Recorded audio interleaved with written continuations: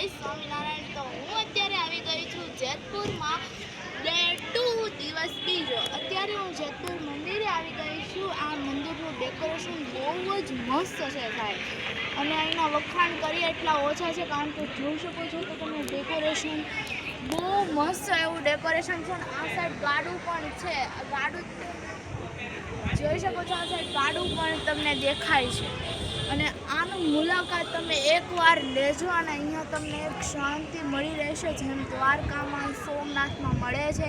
તો ચાલો આપણે જોઈએ અંદર બંધ છે કે ખુલ્લું છે એ અમને નથી ખબર, તો આપણે પહેલાં જોઈએ અંદર બંધ છે કે ખુલ્લું છે. જ્યારે ખુલશે બંધ હશે તો જ્યારે ખુલશે ત્યારે તમને બતાવીશ. તો ચાલો.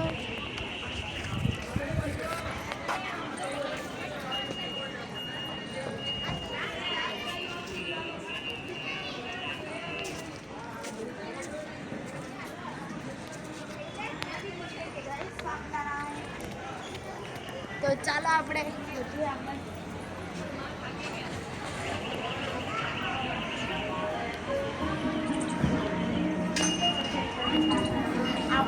આપણા નસીબ જ નથી સારા, કારણ કે અહીંયા છે ને બંધ છે મંદિર. તો ચાલો આપણે બીજી મુલાકાત લઈએ. બહારનું ડેકોરેશન છે.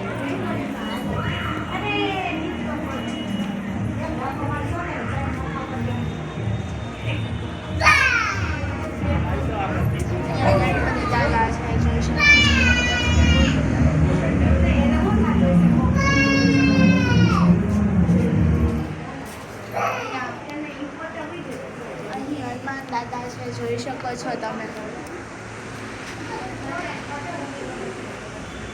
કહેવાય છે કે હનુમાન દાદા અને ગણપતિ દાદા આપણે કોઈ પણ શુભ કાર્ય કરવા જતા હોય ને, ત્યાં આપણે તેનું નામનું જતન કરીએ ને, ત્યાં જ તે કંઈ વિઘ્ન સંકટ હોય ને એ નથી આવતો.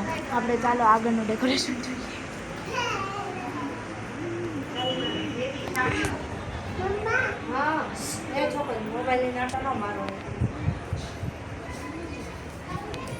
અહીંયા જોઈ શકો છો કે સુકૂનની શાંતિ જોવા મળે છે.